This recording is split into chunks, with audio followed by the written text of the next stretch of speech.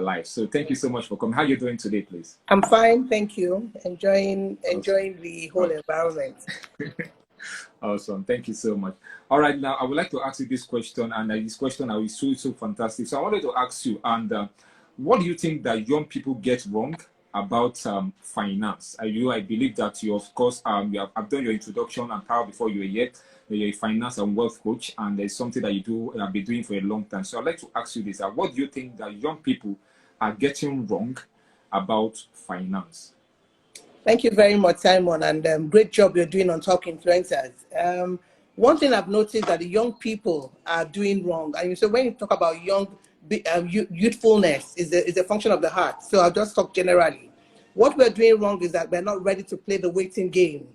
We're not ready to play the waiting game. Having been in the finance services space for about 24 years, going on 25 years now, this August, 25 years, what I've found out is that the youth and even people generally don't want to play the waiting game. Wealth creation is a journey.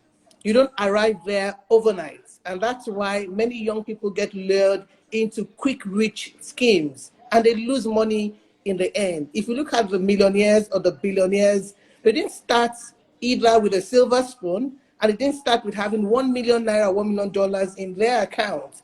Three things came to play: focus, tenacity, and the ability to think.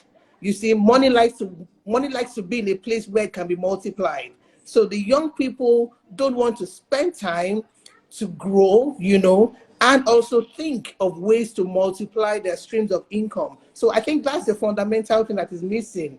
Not ready to play the waiting game. And people ask me whether I've fallen into get rich quick schemes or syndrome. I've not, because I can see beyond my nose. Once something is not reasonable, I run away from it. So when people say they get scammed by MMM, they get scammed by all sorts of schemes, I just smile, because I'm ready to play the waiting game. I'm ready to allow compound interest element kicking into my savings. I'm ready to practice delayed gratification. I'm ready to save consistently. I think I'll just stop there. Absolutely. Thank you so much, for saying that. And I believe that it's also important that we as young people need to, of course, know.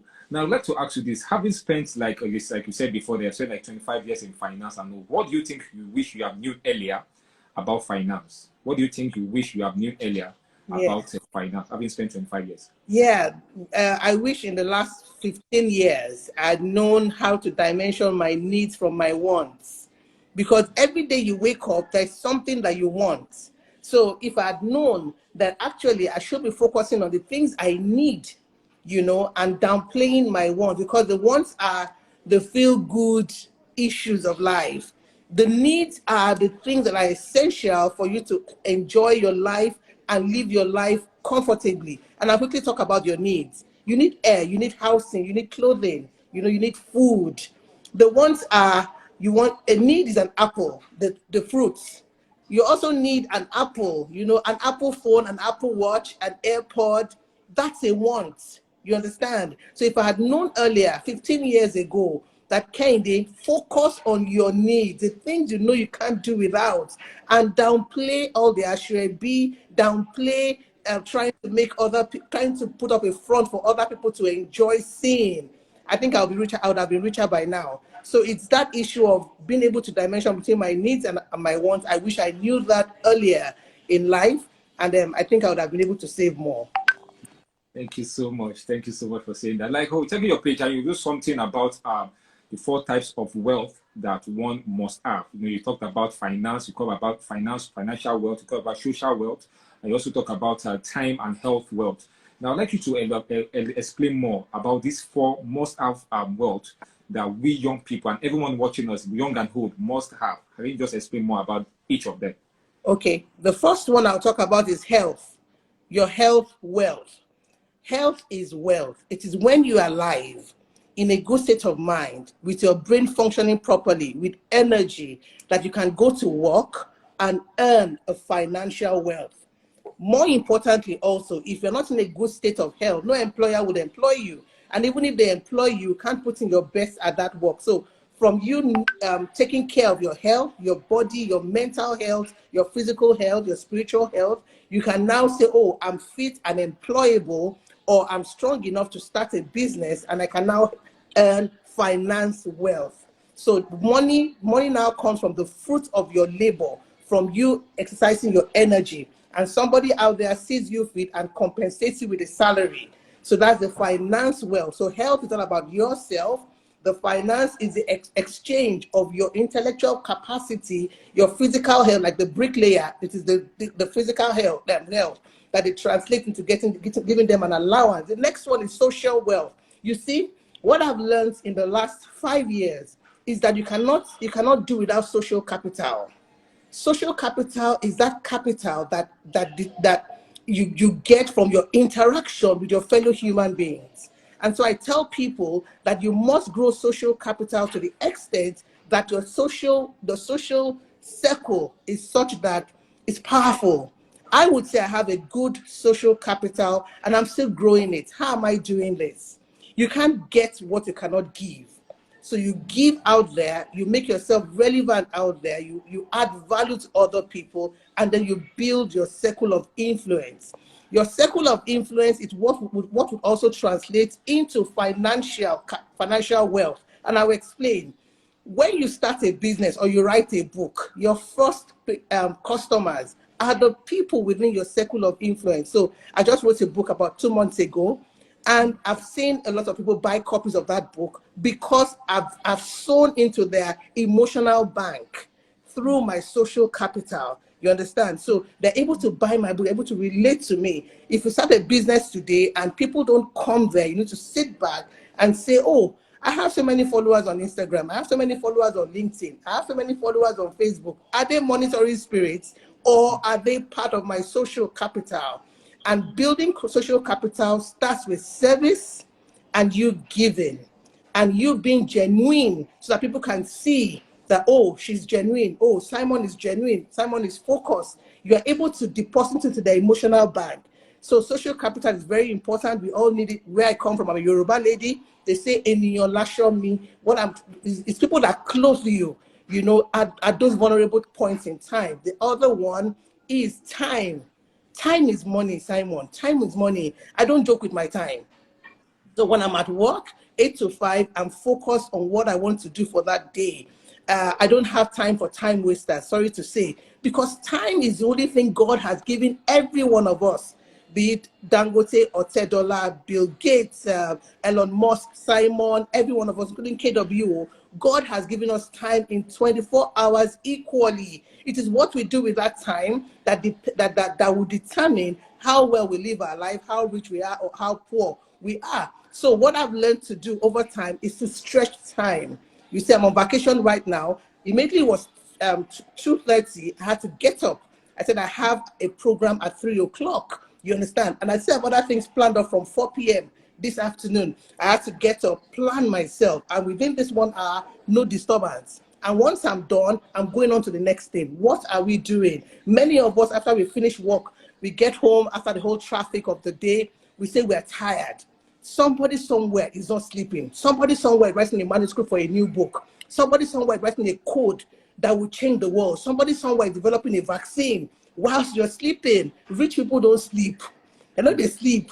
They're busy thinking, what next? What next? What next? What other value? Let me also not confuse us. It's not about the money you have in your bank account. It's about value. So the time that you have, 24 hours that you have, be thinking of the value you want to give. Develop that capacity to bring about value, and you can't be poor. So those are the four categories of wealth. They're all very interwoven. And I tell young people, don't get lured into an employment that will promise you finance wealth, but will take away your health wealth and your social wealth.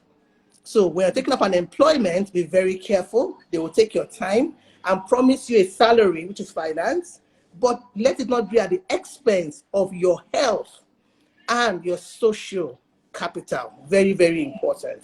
Thank you, Simon.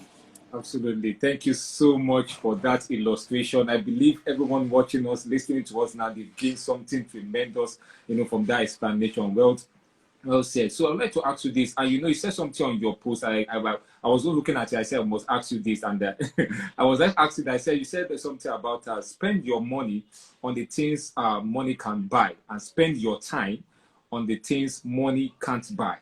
Can you just explain that very well so that one can understand what it means when we are talking about money and relating it to time? Okay. So there are things money cannot buy. Money cannot buy you peace of mind. Money cannot buy you memories. And I'll break it down. Money may not be able to buy you good health. And that's a fact. And that's why you see people have kidney failure, they have liver issues, and they're rich, but they die. So when I say spend money on the things money cannot buy, money cannot buy you goodwill. You see, when you deposit into people's emotional bank, you really don't need money to do that. It's all about caring for Simon, reaching out to him, sending him an SMS, So use money to buy family time, focus, use your money to, I'm trying to find how to break it into simple terms. The intangibles. Money cannot buy you integrity. Money cannot buy you honesty. Money cannot buy you peace of mind. You may think you have peace of mind, it's just temporary. And I found out that money is an enabler. So there's a place of money, and there's a place of the supreme being that helps you to channel that money into the things that money cannot buy. When you feed 1,000 people, for example, the joy on their faces, money cannot buy it. The joy on their faces. So when you go to Dustbin Village and you feed the children there, or you buy them school books or backpacks, and you see the joy on their faces, money has bought those backpacks, but the joy on their faces, money cannot buy. When you travel with the children and the family, those are memories that will resonate over time. Those are the things that your children will look back and say, oh, 2017, we were somewhere with daddy and mommy, we had this memory captured in time.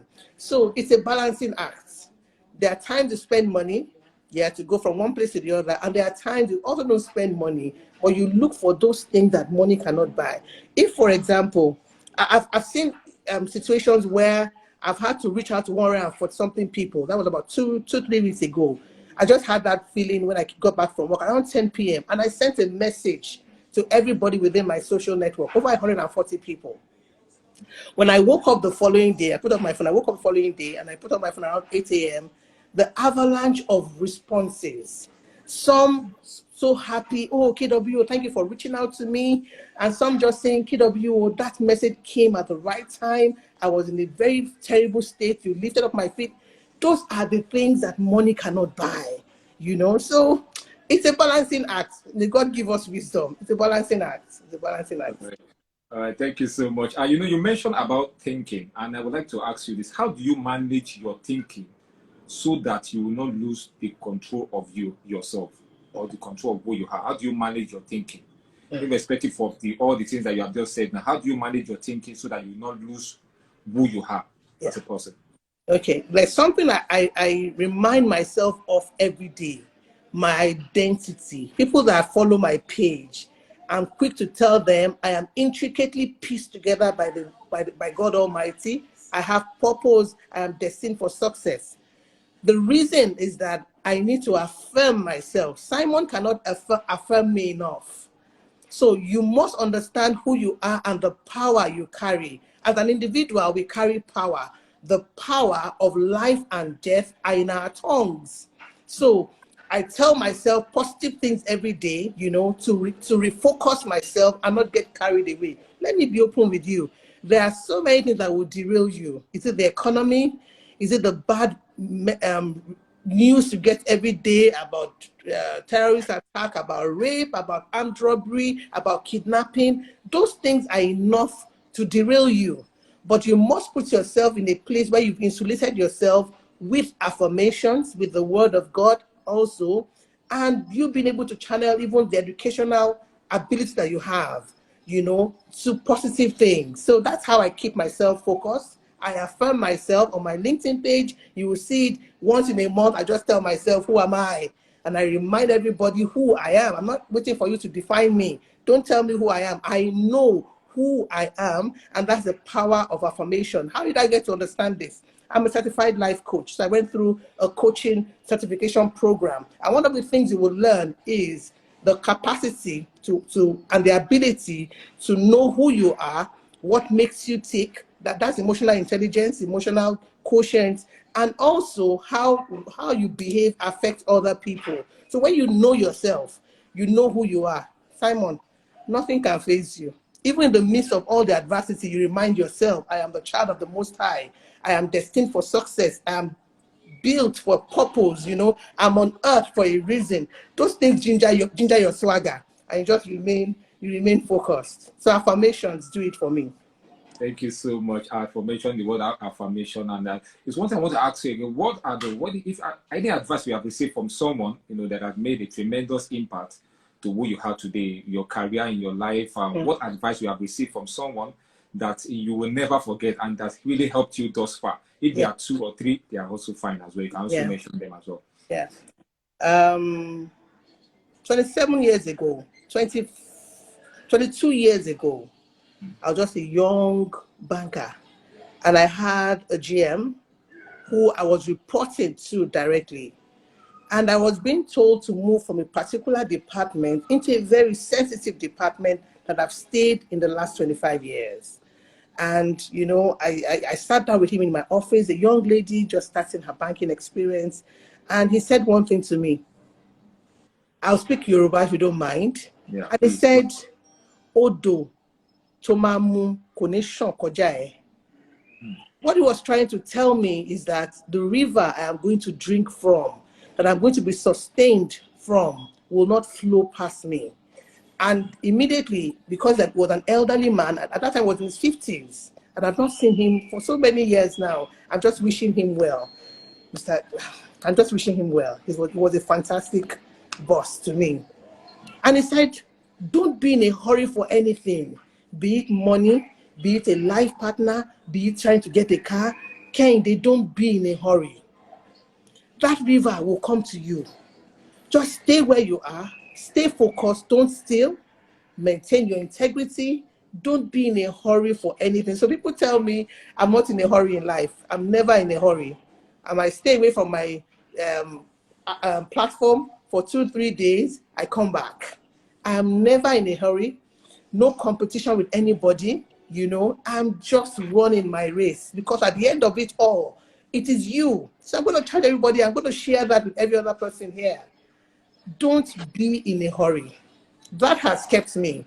When I see people doing well, getting money, buying fast cars and building houses, I just tell myself, Kenny, just wait for your time. Your own will go past you. And that has helped me. And it's been a word in season, evergreen, and I always go back to it every time. Absolutely. Thank you. Yeah, it's no pressure. Yeah, no pressure. No pressure. Absolutely. No pressure. All right. Now, I just want to talk about, thank you for your book, and what a wonderful book, and the Memos of a Moneymaker.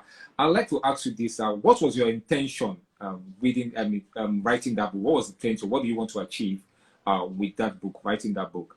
Okay, thank you very much. Memoirs of a Moneymaker is the compilation of so many principles that have worked for me. I've been in a place where I did not have enough, and I've been in a place where I have enough, and I've been in a place where I have more than enough. And I see people around me, and everybody's trying to ask for that quick buck. We sent a meme on Aurora with KWO last week, where somebody's saying, give me that 1K. I'm saying, never, never, never. The whole idea is for everybody. When I say my circle of influence, Stephen Akintoye once came to give us a session on Aurora with KWO. Fantastic man, doing so well in real estate and so many arms of business. I salute him. Fantastic and very humble man. And he shared something with us that night that I've held on to. I don't know whether other people held on to it.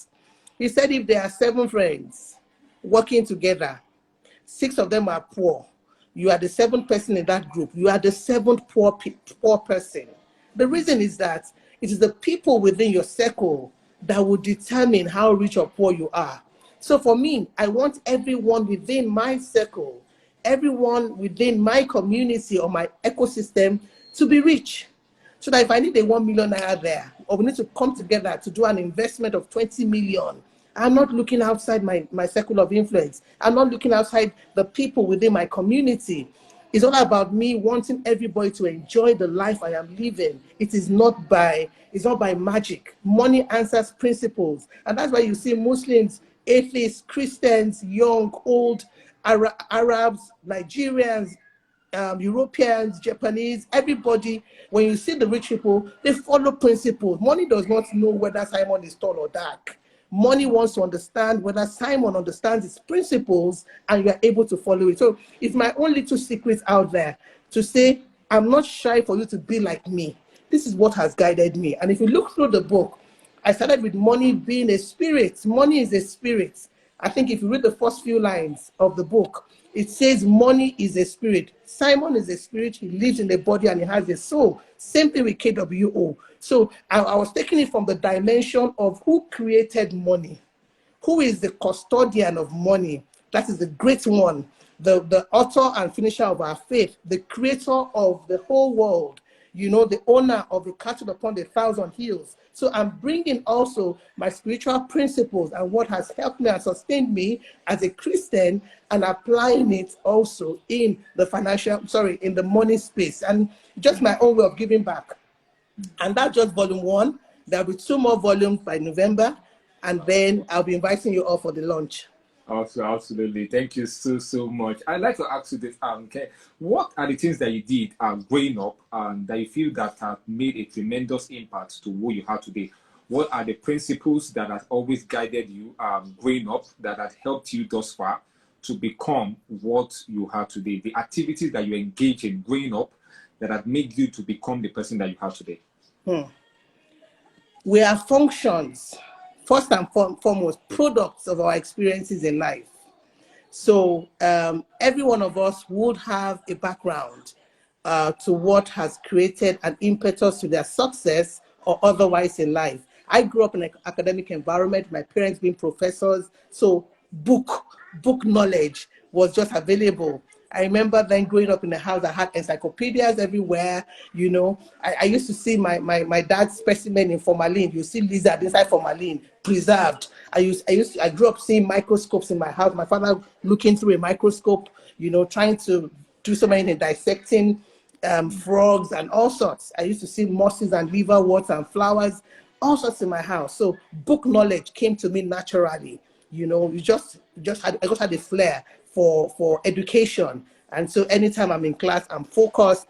I had role models, my dad and my mom and my brother. So that was one part of it. So education, book knowledge came to me naturally. The other one was hard work. You come back from school, by 4 p.m. the lesson teacher is there, you know, taking us lessons for 1 hour every other day in the week. And after then, you find something to do. My mom had a cottage store where you had provisions being sold, and we'll all go there. We'll sell the Panadol, we'll sell the Fensic, we'll sell the, you know, everything you see in a small store. People will come and they will buy. So I understood the power of buying and selling. I understood the power of buying and selling, and how when we make that money in the evening, there's something to eat in the evening. Even when ASU is on strike, I saw the power of multiple streams of income. My parents were never broke. They were professors, they were academicians, but ASU will go on strike without them being paid. For a family of 8 children and 2 parents, it was being sustained, you know, and everybody was able to get their school fees. So I understood that, in life, you must have multiple streams of income. You can't just sit down. So when people say, oh, you're doing this, you're doing that, I understand that one stream of income can dry up. However, if there are other streams of income, it sustains you. So I told myself, my family, my children must understand multiple streams of income. The other one is integrity. You don't take what does not belong to you.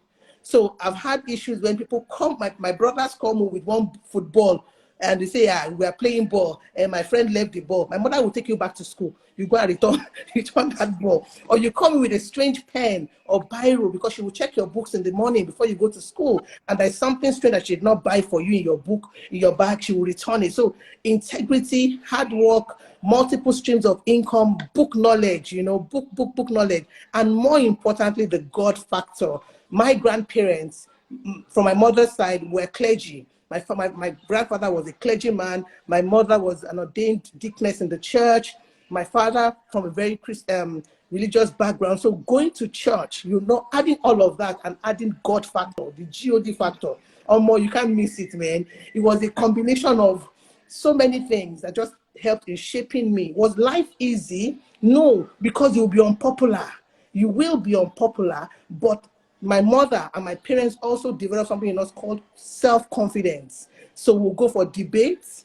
Let me quickly tell parents here, watch out for patterns in your children. Watch out for things they enjoy doing and don't kill it in them. Don't kill it.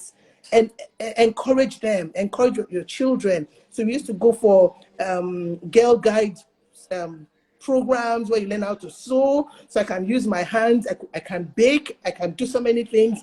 I can talk from debating society, engagement, I can play the flutes. So my children are in the orchestra right now.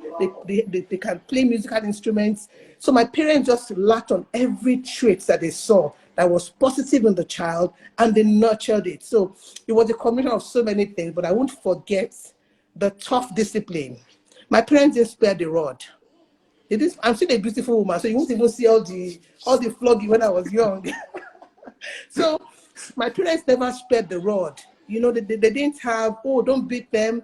If your ears need to be pulled until it's peppering you, they will pull your ears. They will tell you off. If they have to flog you, they will flog you. I'm not talking about abuse now. I'm not talking about abuse. Saying the child, stretch your hand and giving them 2 or 3. Let the child know that hand I used in bringing biro from home, that's not your own to the house. You won't use that hand to bring another person's pen to the house again. So discipline, you know, integrity, hard work, book knowledge, the God factor, and multiple streams of income help shape who I am today. Absolutely. Thank you so much. That is really, really a good one. Thank you so much, man. So I'd like to ask you this, as if you had to give me one advice to hold in my heart today, that will make a tremendous impact to who I am today, what are the 3 advice are you going to advise myself and anyone watching us right now, the Talk Influencers, to help us to become the very best we can be in life? I'll say, Simon, know who you are. And know who you are means you go back to the manufacturer who already has a manual. So know who your manufacturer is. I know who my manufacturer is. I know who what the manual is. The manual is the Bible for me. So know who you are. Know you have an identity. I've been seeing top influencers from, I think, 2020 or 2020 thereabout, and it's been consistent. So you know who you are. You know your message. So know who you are. That's 1. Know your message is number 2. Number 3 is know your audience. So those 3 things are very important for you, Simon, to blow. You already know I know you already know your message. You already know your audience. I don't know how well you know who you are. Know who you are. When you know who you are, nothing can faze you. Nothing can shift you. And more importantly, Simon, live well. Live well. And when I mean live well, it means leave a positive impact wherever you are. You see those 4 things. You said I'd not mention money. I'd not mention money. Because when those 4 things come together, money will come. Your message, your identity, your audience, and impact, money will come. Those are the 4 things I'm going to leave with you this afternoon. Know who you are, know your message, know your audience, and make impact. Money will follow. That's where they say goodness and message. No, seek ye for the kingdom of God. Seek you for those 4 things, and money will follow. That's my own. Absolutely. Thank you so much. Thank you so much. All right, now for this last one, I'd like to ask you this. I know a lot of young people find it difficult to understand who they are. Like you said, I love the fact that you mentioned it first. And it's very, very important that one should understand one's identity before one can exhibit the other qualities that you just said. So please, how can one understand, or how can I identify who I am really? How can I do that? How can you identify who you are? Life is in patterns. I was telling someone somewhere, I went along to my sister to Abeokuta to give a message in the church, and sitting down there, waiting to be called onto the altar to give my message, I got understood something about myself and patterns. If there are 20 people in a class, Simon, I cannot hide. I will end up being the class captain. If there are 5 people, they say, okay, 5 of you, all of you, you have 5 masters, come and stand. If they're going to choose the person that would oversee that study group, it's going to be KWO. So leadership was a pattern I understood about myself. So I went back to the manufacturer. It's as if you have put me in a place of leadership. What are the things I must not do? I must not steal. I must not tell lies. I must have integrity. I must be a worthy of emulation. So when you know the patterns that have followed you, maybe you are a giver, for example, you have that flair to give. You go back and say, God, I'm a giver. I must never lack. So show me how I'm going to have enough money and things to give to people so that my life can be fulfilled. So how do you know who you are? It's about patterns. So sit down and study the patterns of your life. You understand? Study and be yourself. You can't be KWO. Our fingerprints are different. You understand? Many people want to be. So when people tell me, I joke about it, I want to be like you when I grew up. In my mind, I'm telling myself, I want to be myself. But when we are jiving, we say, Simon, we're enjoying life. I want to be like you when I grew up. In my heart of heart, I'm telling myself, I want to be who God has called me to be. Because at the last, at those last quiet moments, it's all about you. So watch out for patterns. Again, it could be dreams. So I don't know how much time we have. It could be patterns that you've noticed. It could be dreams. Somebody could actually tell you. In the Bible, we have people that have told children, this child has been set apart.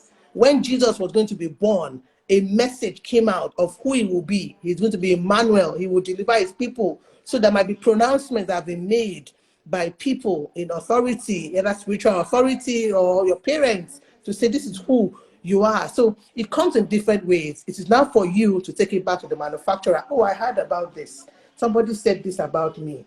Is it true? God, tell me. So really it's about going back to the manufacturer to know who you are, but more importantly, watch out for patterns. Watch out for patterns. Absolutely. Watching out for patterns is really, really important. Thank you so much, KW. So KW, I don't know, is there anything you're working on and that you want people, of course, to know about? And of course, I know of this one that is very, very well. This of your new book called The Members of the Moneymaker. So please, of course, I know that before you say that, I'm seeing that already. So please go get that book. It's great. It's an amazing book. She has actually said a lot of things about it as well. I believe that having that book will totally change your finance. It will change your mindset and holistically. So I don't know if there's any other thing you're working about. You want to say, talk about that. Where can we get it? Where can we follow? And so that people can just do that as well. Okay, there are other things I'm doing, especially during this time that I have time, so I'm coming back with Small Money Talk with KWO. So that's a session where I just share some financial tips that have worked for me. So Small Money Talk will come up on this Instagram page every other day at 8 p.m. an Instagram live session. I'm also doing the same thing with Aurora's Junior. I found out that our children, I had an encounter with the family of my during one of my trips, and then I saw the children making demands on their parents, and I could see that father and that mother, they tried to mask it up with a smile, but they were unhappy because the children were making a demand for something they could not afford. You understand? So I want to also go back to Aurora Junior and have Instagram live sessions there every other day, just telling us how we can train our children on money matters. So the whole of August till the end of August is all about Instagram live sessions on Aurora Junior and Aurora with KWO. And I'm looking forward to everybody joining me just for us to share 30 minutes every other day of a few things. The other one is my coaching program. The wait list is on. If you click on the link on the bio, we have so many things there. Anyone that interests you, it could be the book, it could be I Need a Makeover. But also the waiting list is on. The I Need a Makeover is a makeover program, just about one week, and now follows with a whole month of coaching where we look at different aspects of our life, because really everything ties down to money. So if you're not doing well sexually, you're not doing well physically, you're not doing well in terms of confidence, in terms of your ability in your business, your career, you won't make money. So I Need a Makeover, the wait list is on also. also. So just click on the link on the bio, and every other thing KWO is up to will be there. Thank you. Absolutely. Thank you so much. So please go follow our Aurora at with KWO for you to get, of course, all the details that you need. And of course, we have. Please go follow at Aurora with KWO. There's so much of things that he shares almost on a daily basis. And we are the Talk Influencers. We are a partaker of these things. That is why most of the questions that we asked you today was actually from, of course, our page. So please go follow us. It's on LinkedIn. It's also on Instagram. Of course, you cannot miss these wonderful, wonderful sections that you, of course, lined up for the month of August. Myself, I cannot just miss any one of them because I believe that it's going to change my finance life. It's going to change not only my finance, but all around. Thank you so much for this wonderful opportunity. Thank you for the words that you have shared today. Honestly, it has transformed my own life, and of course, a lot of people that are watching us right here on the show. So if you made this section, of course, this section will also be on a IGTV at the Talk Influencers with the amazing KWO. Thank you so much. I was looking forward to this section because I know that it will not just be an ordinary section. Thank you so much for all the wonderful things that I've shared today. Thank you. Thank you so much. Thank you everyone for tuning in. This is the Talk Influencers. Thank you, Lebura. Thank you. There's so many people here. Noel. He is as well. Thank you very, very much. Thank you. All right. TDA too. I saw TDA, no, not quite long. Yes. All right. Awesome. Thank you so much, everyone. And this is the Talk Influencers. And until next time, this is the Talk Influencers. Thank you so much. Bye-bye for now. Bye-bye. Thank you.